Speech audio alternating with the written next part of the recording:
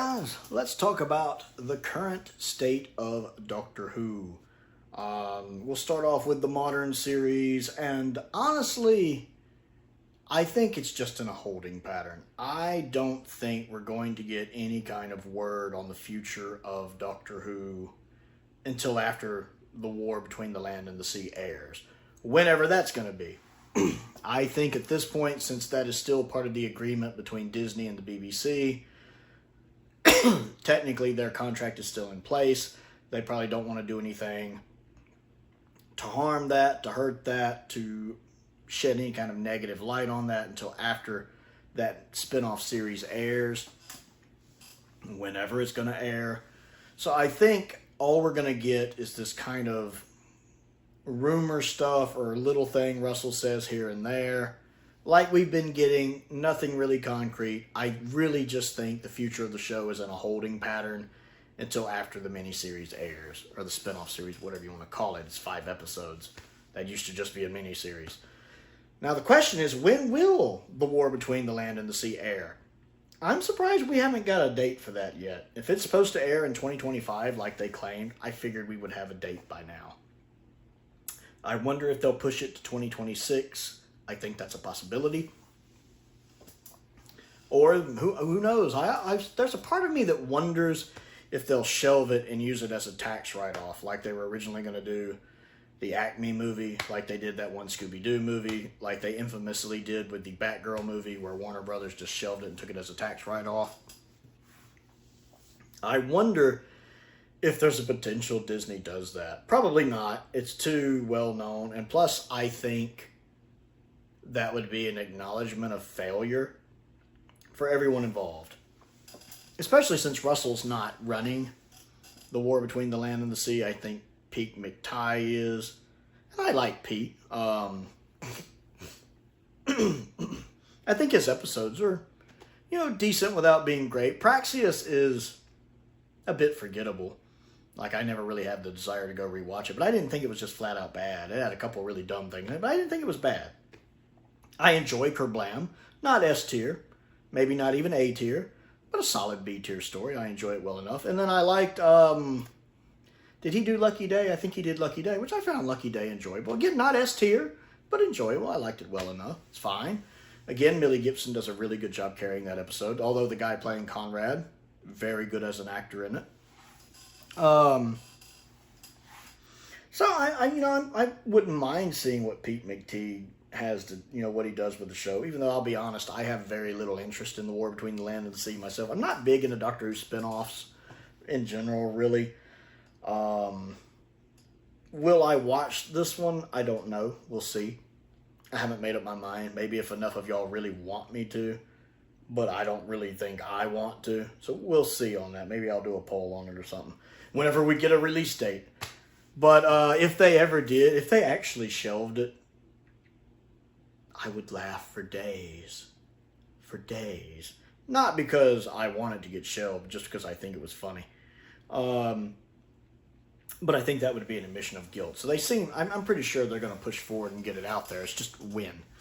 But until that airs, I don't think we're going to get any news about the future of Doctor Who, or the future of Modern Who, or a potential season 3.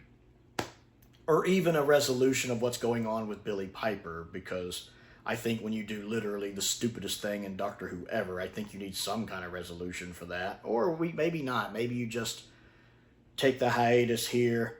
We start a new series in 5 years and we completely ignore that, like the Doctor being half human thing. And while we're at it, when we bring the show back in 5 years, we ignore the Timeless Children thing. Much like the half human thing, we just never talk about it. Never talk about Timeless Children. Never talk about Billie Piper. We call the new Doctor the 16th Doctor, and we just don't talk about it like the half human thing. We just that's a whole nother video. I do think the future of Doctor Who looks bright in other ways, though. We are still getting the collection range. I do believe we're going to get all 26 seasons. I mean, we know they're actively working on other box sets that haven't come out yet. I'm pretty sure all 26 classic seasons have been commissioned. Hopefully we'll get a Wilderness Years set. We'll be getting season 13 shortly. Another Tom Baker set, arguably the greatest season of Doctor Who ever. Super excited about that. Updated effects for Terror of the Zygons. Looking forward to seeing that.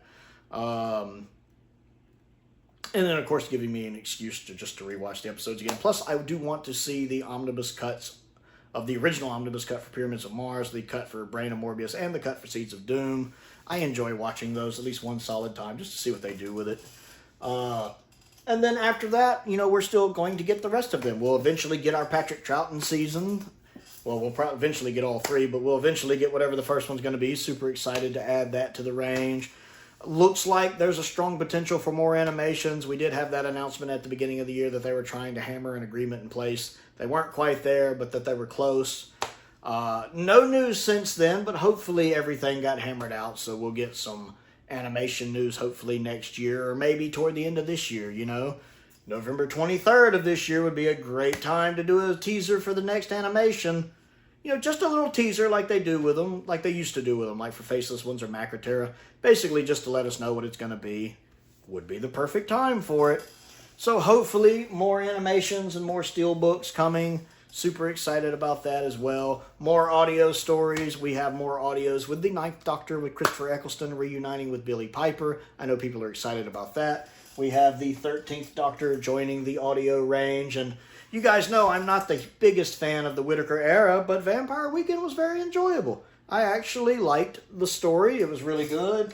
Enough to where if someone sends the next one, I'll listen to it. So we have, for people who are fans of the 13th Doctor, we are getting her in Big Finish now. So good things going on. Good things going on. Of course, always more of the classic Doctors in Big Finish going on if you're interested in that. New novels coming out. So even if Doctor Who is in that holding pattern now to where we have no idea what's going to happen in the future, Doctor Who as a franchise still has things happening moving forward with the collection range, probably with animations, with Big Finish, with novels. Still an exciting time to be a Doctor Who fan. It's so weird on Twitter seeing everybody so depressed, like they think the 15th Doctor era is all of Doctor Who. And it isn't. There's no reason to be depressed. Doctor Who as a franchise is still moving forward. It's still putting stuff out. We're still getting stuff out. We're about to get a brand new Tom Baker set. Well, I say brand new to the collection range. In season 13, we'll still get season 16 at some point. We still have season 21 to go. All the Troughton seasons, season 11, the Hartnell stuff. Still a good time to be a Doctor Who fan. Keep your heads up, folks. Keep your heads up. Good things are coming, at least from Classic Who and from Big Finish and from novels point of view. And then just a wait-and-see approach with the modern series when we eventually get the war between the land and the sea. So I want to know what you think about the future of Doctor Who and what has you excited. Comment down below and let's talk about it. Don't forget to click the like button and the subscribe button as well. I also have a Patreon if you would like to support me on that. There's a link to that down in the description below. I want to give a shout out to some of my top tier patrons, Colin Coney, Sam, Venning, Finn, Perkins, and Unknown289. I appreciate their support, as I do the support of all of my patrons. I have a P.O. box down there as well. If you want to send anything for me to look at and review, a link to the Amazon wish list is down there. A link to the Amazon UK wish list is also down there. Most importantly, thank you for watching.